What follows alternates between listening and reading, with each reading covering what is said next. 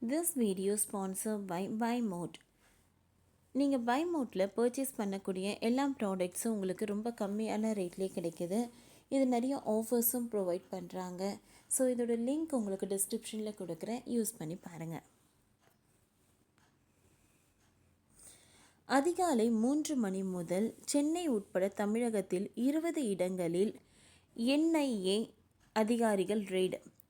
சென்னை சீர்காழி உட்பட தமிழகத்தில் 20க்கு மேற்பட்ட இடங்களில் NIA அதிகாரிகள் சோதனை நடத்தி வருகின்றனர். சீர்காழியில் அதிகாலை 3 மணி முதல் சோதனை நடத்தி வருகிறார்கள்.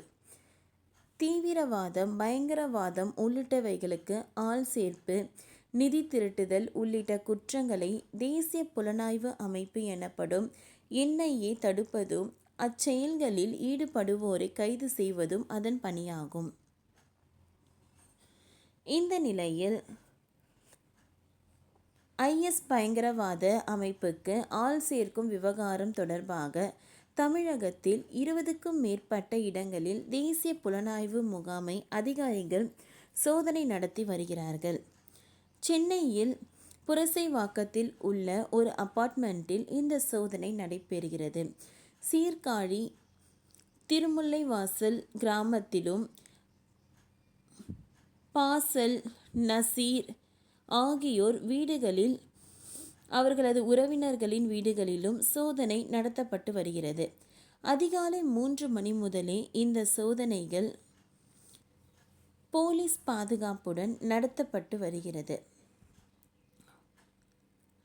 இதற்காக சென்னை, ஆந்திரா, கேரளா உள்ளிட்ட இடங்களில் இருந்து வந்த அதிகாரிகள் 15 குழுக்களாக பிரிந்து சோதனை நடத்தி வருகின்றனர். ஓகே ஃப்ரெண்ட்ஸ், இந்த வீடியோவில் நம்ம என்ன பார்த்தோன்னு பார்த்தீங்கன்னா, அதிகாலை 3 மணிலேருந்து NIA அதிகாரிகள் ரெய்ட் நடத்தியிருக்காங்க. எதற்காக அப்படின்னு சொல்லிட்டு பார்த்தீங்கன்னா, இந்த IAS அமைப்பு முதற்கொண்டு இந்த தீவிரவாதங்களுக்கு ஆள் சேர்க்கிறது, நிதி திரட்டுறது, குற்றங்களை செய்யறதுக்கான முன்னோடியாக இருக்கக்கூடிய விஷயங்களெல்லாம் தடுப்பது தான் இவங்களோட நோக்கமாக இருக்குது. ஸோ அப்படிப்பட்டவர்களை தடுத்து அவங்கள கைது செய்வது தான் இவங்களோட வேலையாக இருக்குது.